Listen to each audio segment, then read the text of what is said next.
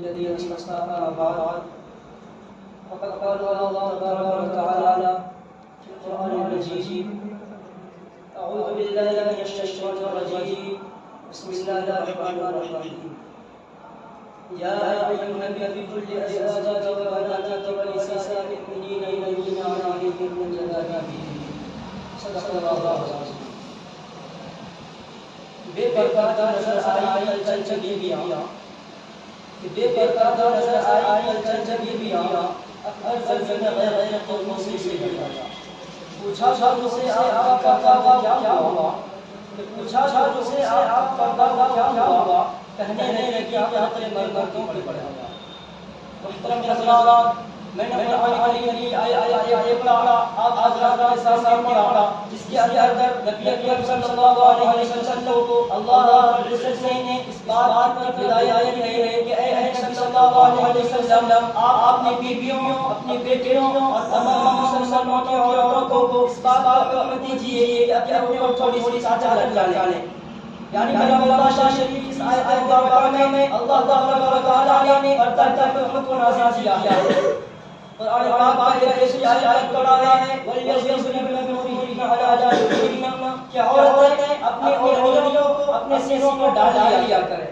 قرآن پاک اس آیت مبارکہ سے بھی پردہ کا اشارہ ہے. مگر دوستو، جب مذہب اسلام کی روشنداروں سے کفر و الحاد، ظلم و جہالت اور بغیر حیائی تاریخ ختم ہوئی، قرآن پاک کے الفاظ سے باتیں لہرانے جھگڑے پڑے اور مظلوموں اور بے بسوں کو برابری اور مساوات کا درجہ ملا. خاص طور پر عورتوں کو جو ظلم و ستم چمکی میں رہ رہی تھی، مسائل کو عالم کے باہر توڑے جا رہے تھے، اسلام نے ان کو ذلت و پستی غار سے نکال کر بلندی پر پہنچا دیا. ظہور اسلام سے لے کر صدیوں تک مسلمان عورتوں کی فضیلت برائے کیا جا رہے ہیں. اگر تاریخ اور اوراق کو کھولے جائیں تو مسلم عورتوں پر مسلمان عورتوں کی فضیلت اور برتری دکھائی دے گی. مگر افسوس کہ دیکھتے ساری دم تک شیطانی ڈنڈے بجنے لگے. مسلمان عورتوں کو مکاری اور واریاں کے گھر میں بسانے کے لیے جانے لگے. مسلمان عورتوں کو ان کی گھروں کی چار چلا کر شاہ اور بربن بننے کی کوشش کی گئی. ان کو شمع میں بنا کر درندے سے مسلمانوں کے حوالے کیا گیا.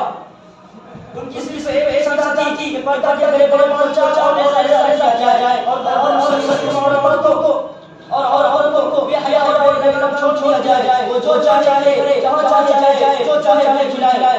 چنانچہ ان خواہشات کی حالت پوری ہوئی اور انہوں نے آہستہ مسلم عوام کو بہکا دیا اور مسلمان عورتوں نے پردہ جیسے عظیم کو پیٹ سے ڈال کر مردوں کے ساتھ سامنے سے کرنا شروع کر دیا.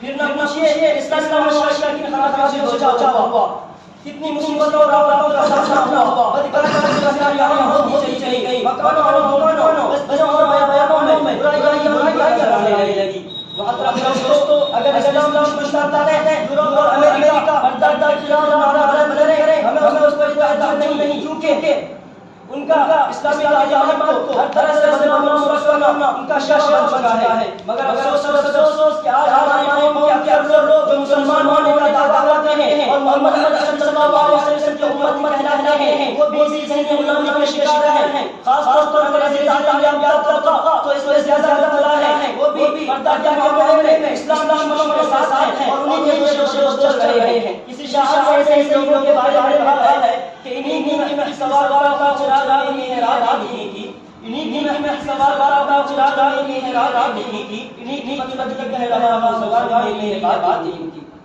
محترم دوستو، آج تک جب سائے بڑے کر طرح کے حملہ بازیاں اور مضمون نگاہ ہوتی رہتے ہیں، پردہ کیا جاتا ہے چلتے ہیں، پردہ کو دو کیا جاتا ہے، پردہ کو عورتوں کے لیے پردہ کو عورتوں کے لیے کیا جاتا ہے، کہا جاتا ہے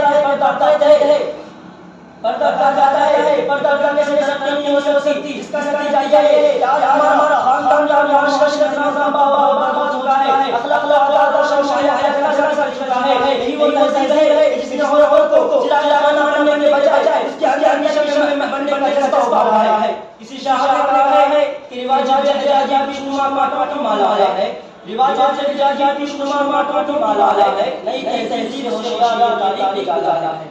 یہ اس یورپ اور امریکہ کا کہتے ہیں کہ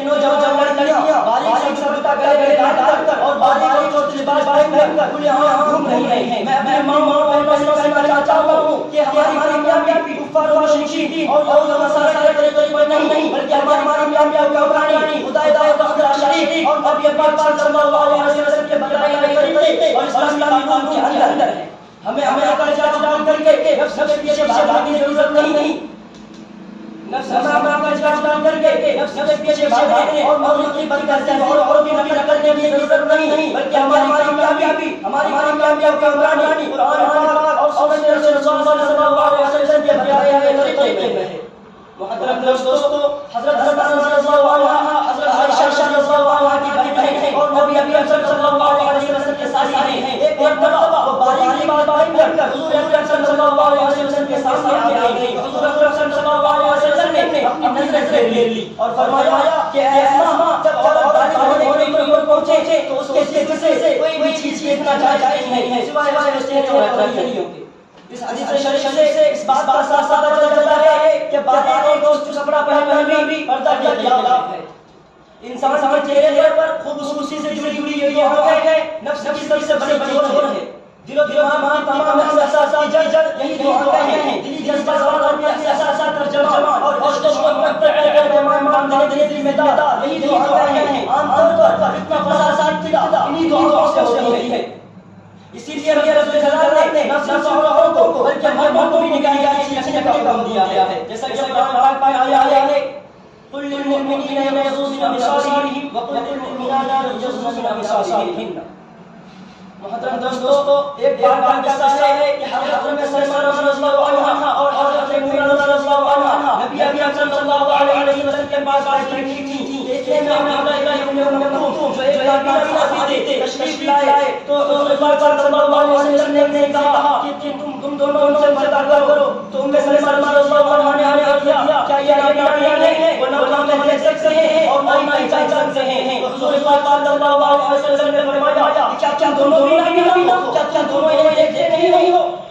محترم دوستو، آج ہماری ماں اور بہنوں کو چاہیے کہ اپنے گھروں میں جھانک کر دیکھیں کہ پردہ کر کے حکم عمل کریں کہ اللہ اور اس کے رسول صلی اللہ علیہ وسلم نے کہ اپنے عبادت کو خلا اور اسلامی تعلیمات کو پابند کر رہی ہیں.